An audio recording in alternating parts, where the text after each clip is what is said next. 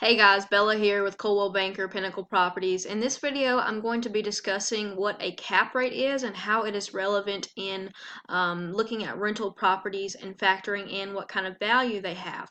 So I have two examples to go over here and we can just discuss them in a little bit of detail. So this is giving me flashbacks to my math class, example 1, example 2, but anyways, we're just going to break down some numbers here. So a cap rate is a percentage value and it's an indicator of what a property's return is. So this first property is actually my investment property that I just purchased, and then the second property is a hypothetical example. So on the first property, we see that the purchase price is going to be $12,000 and the net income is $1,650. So what net income is essentially is your income of rent minus all your expenses, everything that you can think of, every repair, every thing that you have to buy for the property, every service call that has to be made, every window that has to be replaced, every time a plumber gets called, or every time a light goes out that you have to have someone to come over there and fix it. This gets taken out of your net income. So like I said, net income is simply your rent minus all your expenses. So in this scenario, my rent is going to be $375 a month. So we started out kind of nice. We've got $4,500 in income, but we have to think about the taxes. So the taxes on this particular property are $300. The insurance is around $80 a month. So that's $960 right there just for keeping the property insured and mitigating your liability with tenants, and in case anything were to happen to your investment, you want to protect the house. So that is a completely 100% necessary investment. So the next one up is yard maintenance. You have to think about who is going to be in charge of keeping up the grounds and keeping the property looking good. Or, you could have any kind of thing like landscaping or something of that nature. The next expense that I've already encountered in my new rental house was a plumbing issue that I had to call for and get that taken care of. Also, I have some electrical things that I'm going to be working on in the house, and actually I'm lucky enough to have a very good family member to help me with the electrical work. Anyway, so the last thing is something that I have not yet incurred, but if you own a rental property, it's really good that you budget some money every year for in case the things that come up. So I just put in $1,000 for the first year as a kind of buffer zone to get me to the point I needed to be where I understand that if this money is spent, then this is what my cap rate will be.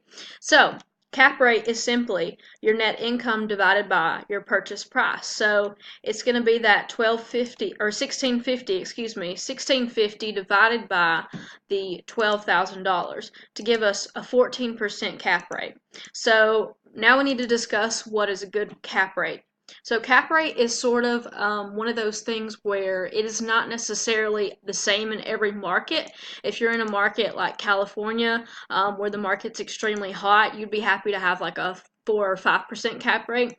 Here in Alabama, where property prices are pretty low, I think that a cap rate of, let's see, 8 to 12% would be an acceptable cap rate. And so that's just kind of a ballpark for me. But you can Google and look at cap rates for a long time. I don't recommend it. This is one of those tools that it's not the end all be all of real estate investing. It's simply one measure of a property. So on this second example, we're going to see that the cap rate is only 5%. So why did that sort of happen? Well, the property was $65,000. So we're talking about probably a retail purchase in this scenario. You're not going to get, $600 a month for rent from a house if it's not in pretty good shape. So with $600 a month for rent, that's $7,200 a year gross income. And then you've got to factor in your taxes and your insurance and yard maintenance. And then I just budgeted $150 a month for repairs for this particular property, which gave us a net income of $3,070.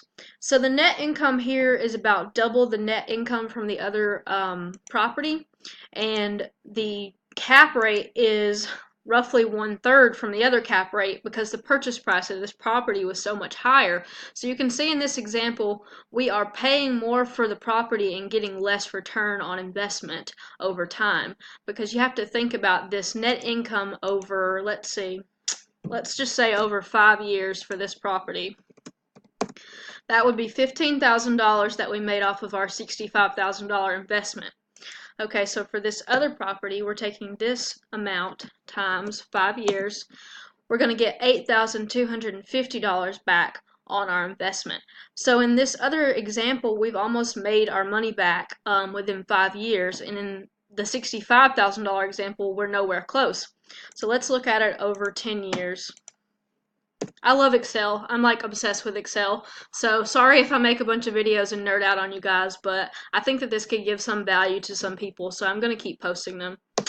Okay, let's do 10 on this side as well.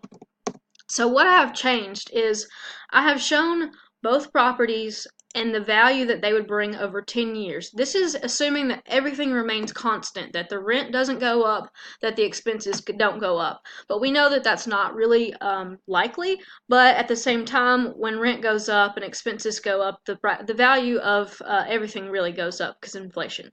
Anyways, in 10 years, the first property will have made its money back plus additional money.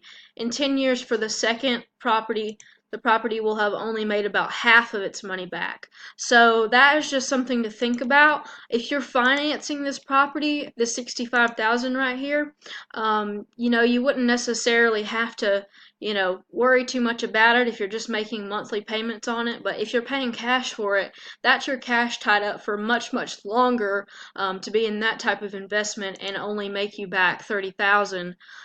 So that's just something to think about. So let's plug in some different numbers and play around with this a little bit while I have your attention. So let's say some scenarios change. Let's say that something in the market in Florence shifts and I'm able to start charging $425 a month.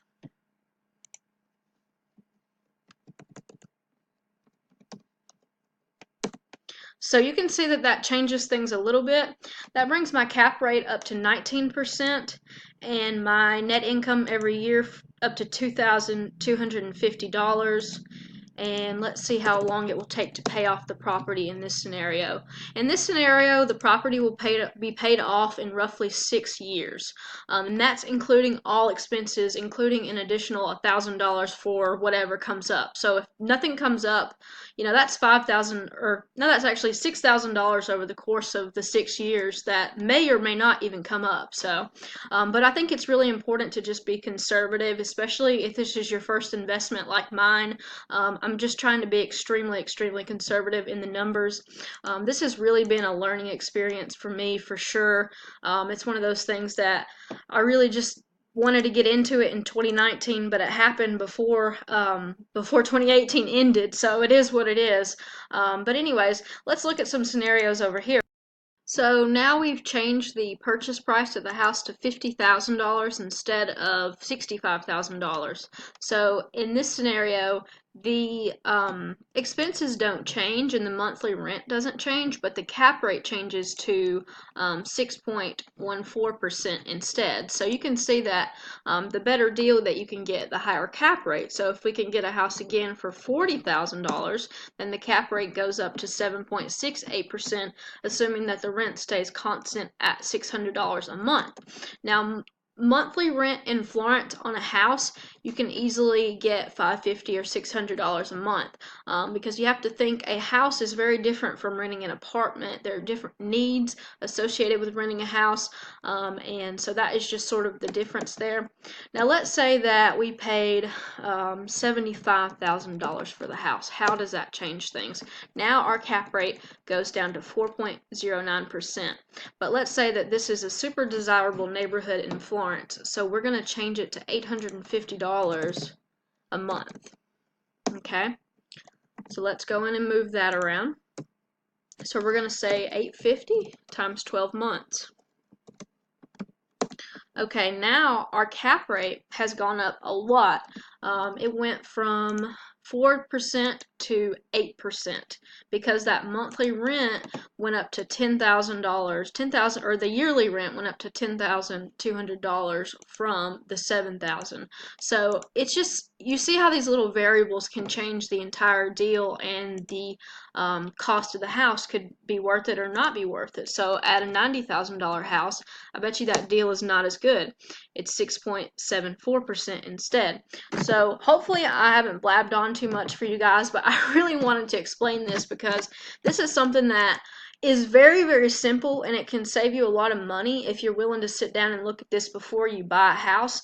Even if you're not buying your own house, or even if you're buying a house to just to live in, maybe run through these numbers and think about, like, well, what kind of cap rate would my house be if it was going to be a rental? Because eventually the house that you live in right now is probably not going to be the house that you live in forever. So you'll either sell it, or you'll keep it as a rental, or you'll do something else with it. So just for me to you, this is cap rates.